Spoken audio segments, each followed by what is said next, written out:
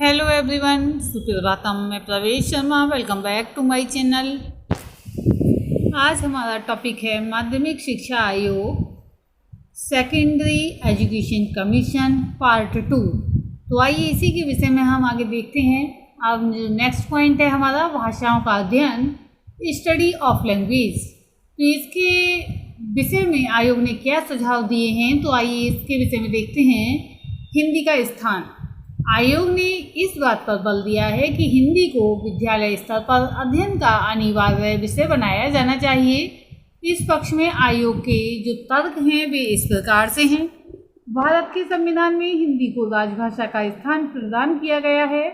कुछ समय के पश्चात हिंदी केंद्रीय एवं राज्य सरकारों के मध्य विचारों के आदान प्रदान की भाषा बन जाएगी। कुछ समय के उपरांत हिंदी भारत के अधिकांश व्यक्तियों के विचारों के विनिमय की भाषा बन जाएगी। राजभाषा के रूप में हिंदी इस देश की राष्ट्रीय एकता एवं सुदृढ़ता के विकास में योग देगी। जो व्यक्ति हिंदी का अध्ययन नहीं करेंगे उनको सरकारी नौकरियां नहीं मिलेंगी और ना ही वे हिंदी जानने वाले व्यक्तियों के विचारों को समझ पाएंगे। और नेक्स्ट देख रहे हैं हम अंग्रेजी का स्थान। यहाँ पर हमने देखा हिंदी का स्थान, अब देखेंगे अंग्रेजी का स्थान। आयोग का कथन है कि अंग्रेजी लगभग सभी राज्यों में माध्यमिक स्तर पर अध्ययन का अनिवार्य विषय है। आयोग का इस विषय में मत है कि भविष्य में भी अंग्रेजी को इसी स्थान पर रखा जाना चाहिए। इस संबंध में आयोग ने जो तर्क प्रस्तुत किए हैं वे इस प्रकार से हैं, जिसमें पहला पॉइंट है अंग्रेजी भारत के शिक्षित वर्गों की अत्यंत लोकप्रिय भाषा है। सेकंड पॉइंट है अंग्रेजी के अध्ययन ने भारत में राजनीतिक एवं अन्य क्षेत्रों में एकता स्थापित करने में पर्याप्त योग दिया है। थर्ड पॉइंट है भारत की अंतर्राष्ट्रीय क्षेत्र में जो स्थिति है वह अंग्रेजी के अध्ययन का परिणाम है, क्योंकि आयोग का मानना था कि अंग्रेजी जो है अंतर्राष्ट्रीय स्तर की भाषा है। अतः अंतर्राष्ट्रीय क्षेत्र में जो स्थिति आज है भारत की वह अंग्रेजी के अनुसार ही है, या अंग्रेजी के माध्यम से ही है, अंग्रेजी का ही परिणाम है। यदि हम राष्ट्रीय भावना से निर्देशित होकर अंग्रेजी को माध्यमिक विद्यालयों के पाठ्यक्रम से हटा देंगे तो इसके परिणाम भारत के हित के प्रतिकूल सिद्ध होंगे।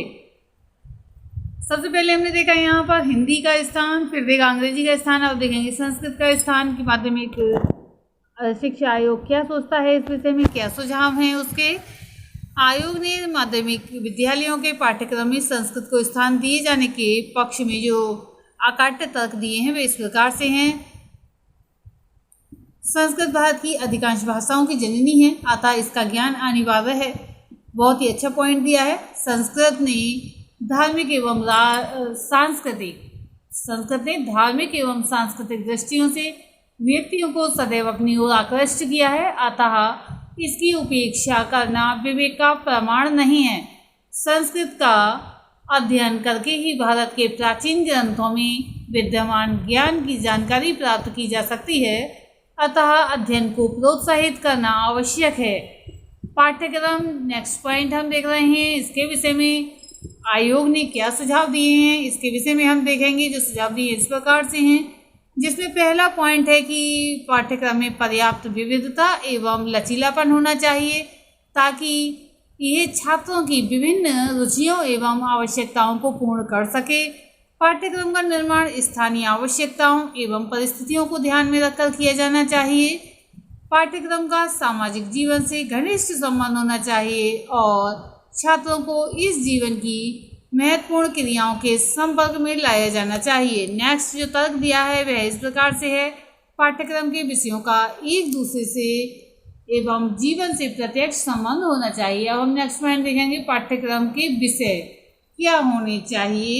आयोग ने माध्यमिक शिक्षा की अवधि को जिन 2 स्तरों में विभाजित किया उनके पाठ्यक्रमों में जो विषय हैं या विषयों को स्थान दिया गया वे इस प्रकार से हैं, मिडिल या जूनियर माध्यमिक या फिर सीनियर स्कूल, क्योंकि इसमें अलग अलग पार्ट कर दिए हैं जिससे कि विषयों का विभाजन भी ठीक प्रकार से किया जा सके।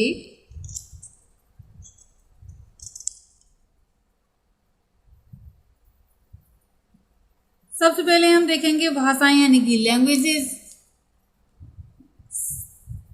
सबसे पहला पॉइंट में लैंग्वेज यानी कि भाषाएं आ जाएंगी, दूसरे में सामाजिक अध्ययन सोशल स्टडीज, सामान्य विज्ञान यानी कि जनरल साइंस, गणित मैथमेटिक्स, कला तथा संगीत आर्ट एंड म्यूजिक, शिल्प यानी कि क्राफ्ट और शारीरिक शिक्षा फिजिकल एजुकेशन। अब हम देखेंगे सेकंड नंबर या 12 नंबर पर हाई व हायर सेकेंडरी स्कूल। आयोग ने इस बात की सिफारिश की है कि माध्यमिक शिक्षा के उच्चतर स्तर पर पाठ्यक्रम के विषयों का विभिन्नीकरण किया जाना चाहिए ताकि वे छात्रों की अभिरुचियों एवं आवश्यकताओं की पूर्ति कर सकें। इस उद्देश्य से आयोग ने पाठ्यक्रम के विषयों का 2 भागों में विभाजन किया, जिसको कि इस प्रकार से व्यक्त कर सकते हैं, जिसमें पहला नंबर है आंतरिक विषय और दूसरा है वैकल्पिक विषय। आंतरिक विषय यानी कि कोर सब्जेक्ट्स और वैकल्पिक विषय यानी कि ऑप्शनल सब्जेक्ट। आंतरिक विषयों का अध्ययन सब छात्रों के लिए अनिवार्य होगा। वैकल्पिक विषयों के 7 समूह होंगे, जिनमें से छात्रों को किसी एक समूह के विषयों का अध्ययन करना होगा। इन्हीं विषयों में पाठ्यक्रम का विभिन्नीकरण किया गया है। आयोग के अनुसार आंतरिक एवं वैकल्पिक विषय के विषय में हम इस प्रकार से देखेंगे। सबसे पहले यहाँ पर हम देख रहे हैं आंतरिक विषय यानी कि कोर सब्जेक्ट्स। आंतरिक विषय सभी बालकों एवं बालिकाओं के लिए अनिवार्य हैं और इस प्रकार हैं। यहाँ आप पॉइंट हम देख रहे हैं मातृभाषा या प्रादेशिक भाषा या फिर मातृभाषा और शास्त्रीय भाषा यानी कि मदर टंग और रीजनल लैंग्वेज और mother tongue and classical language, जो जिनमें से चुने जाएंगे सब्जेक्ट यानी कि भाषा लैंग्वेज, उनमें अलग अलग पॉइंट में विभाजित किया गया है। जिसमें फर्स्ट पॉइंट है हिंदी उन छात्रों के लिए जिनकी मातृभाषा हिंदी नहीं है। प्रारंभिक अंग्रेजी उन छात्रों के लिए जिन्होंने जूनियर माध्यमिक स्तर पर इसका अध्ययन नहीं किया है। थर्ड पॉइंट पर हम देख रहे हैं उच्च अंग्रेजी जिन छात्रों ने जूनियर माध्यमिक स्तर पर अंग्रेजी का अध्ययन किया हो। फोर्थ पॉइंट में हम देख रहे हैं हिंदी के अतिरिक्त एक अन्य आधुनिक भारतीय भाषा। फिफ्थ पॉइंट में देख रहे हैं अंग्रेजी के अतिरिक्त एक अन्य आधुनिक विदेशी भाषा। और सिक्स्थ पॉइंट पर हम देख रहे हैं एक शास्त्रीय भाषा। इस विषय में एक टिप्पणी है जो इस प्रकार से है, मातृभाषा और शास्त्रीय भाषा का मिश्रित पाठ्यक्रम होगा। और जो सिक्स्थ पॉइंट है में शास्त्रीय भाषा का पृथक पाठ्यक्रम होगा। यहाँ पर जो वाह है उसका जो फर्स्ट पॉइंट है सामाजिक अध्ययन या अध्ययन के इन विषयों की शिक्षा केवल प्रथम 2 वर्षों में दी जाएगी। और सेकंड गणित और सामान्य विज्ञान इन विषयों की शिक्षा केवल 2 जो भी प्रथम वर्ष 2 होंगे उनमें दी जाएगी। 7 नंबर पर हम ले रहे हैं जो विषय हैं वे सामने दिए गए हैं, जिनमें से कोई एक शिल्प चुना जाएगा यानी कि क्राफ्ट चुनी जाएगी जिसे कि बालक पढ़ेगा। कताई और बुनाई, धातु का काम, दर्जी का काम, लकड़ी का काम, मुद्रण का काम, वर्कशॉप अभ्यास, मॉडल बनाना, उद्यान विज्ञान और कसीदा एवं क्रोशिया का काम। अब हम देखेंगे इसी के साथ वैकल्पिक विषय ऑप्शनल सब्जेक्ट्स। पाठ्यक्रम का विभिन्नीकरण वैकल्पिक विषयों में होगा। वैकल्पिक विषयों के जो समूह होंगे इस प्रकार से होंगे। छात्रों को किसी एक समूह के 3 विषयों का अध्ययन भी करना होगा। समूह 1 मानव विज्ञान, एक शास्त्रीय भाषा या A2 में से जो है ना ली गई एक भाषा। इतिहास, भूगोल, अर्थशास्त्र और नागरिक शास्त्र, मनोविज्ञान और अर्थशास्त्र, गणित, संगीत, गृह विज्ञान। ये 8 नंबर यहाँ पर दिए गए हैं। पहले नंबर पर था एक शास्त्रीय भाषा या फिर A2 में से ना ली गई हो एक भाषा। इतिहास सेकंड नंबर पर, थर्ड नंबर पर भूगोल, फोर्थ नंबर पर अर्थशास्त्र और नागरिक शास्त्र, फिफ्थ नंबर पर हम देख रहे हैं मनोविज्ञान और अर्थशास्त्र, 6 नंबर पर गणित और 7 नंबर पर संगीत तथा 8th नंबर पर गृह विज्ञान। अब हम देखेंगे समूह 2 या ग्रुप सेकंड विज्ञान यानी कि साइंस। इसमें जो विषय हैं इस प्रकार से हैं भौतिक शास्त्र, रसायन शास्त्र, जीव शास्त्र, भूगोल, गणित, शरीर विज्ञान और स्वास्थ्य विज्ञान। अब हम देखेंगे समूह है थर्ड या 3 टेक्निकल, व्यवहारिक गणित, अप्लाइड मैथमेटिक्स और रेखीय ड्राइंग, व्यवहारिक विज्ञान, मैकेनिकल इंजीनियरिंग, विद्युत इंजीनियरिंग। समूह है फोर्थ, हम देखेंगे यहाँ पर जो है वाणिज्य, कॉमर्शियल, जिसके अंतर्गत आएंगे वाणिज्यिक प्रयोग, वही खाता, वाणिज्य भूगोल या अर्थशास्त्र और नागरिक शास्त्र, शॉर्ट हैंड और टाइप राइटिंग।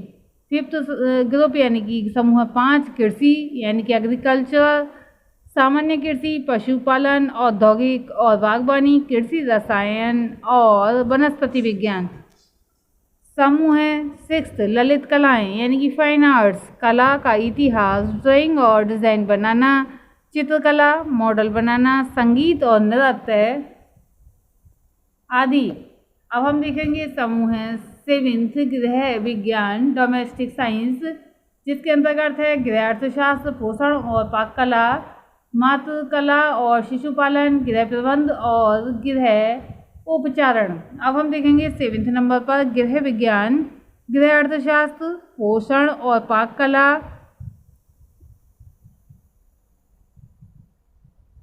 यानी कि 7 पॉइंट हो ही चुका है वैसे।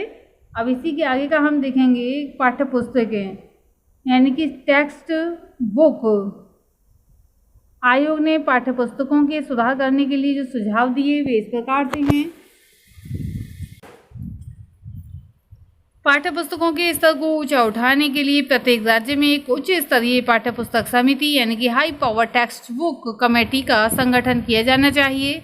पुस्तकों में चित्र बनाने की कला में प्रशिक्षण देने के लिए केंद्रीय सरकार द्वारा एक संस्था का निर्माण किया जाना चाहिए। एक विषय में एक पाठ्य पुस्तक निर्धारित करने के बजाय पाठ्य पुस्तकों की पर्याप्त संख्या निश्चित की जानी चाहिए। विद्यालयों को इन पाठ्य पुस्तकों में से किसी एक को चुनने का अधिकार प्राप्त किया जाना चाहिए।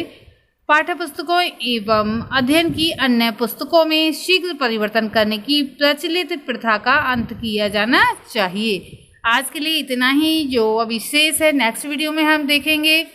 धन्यवाद।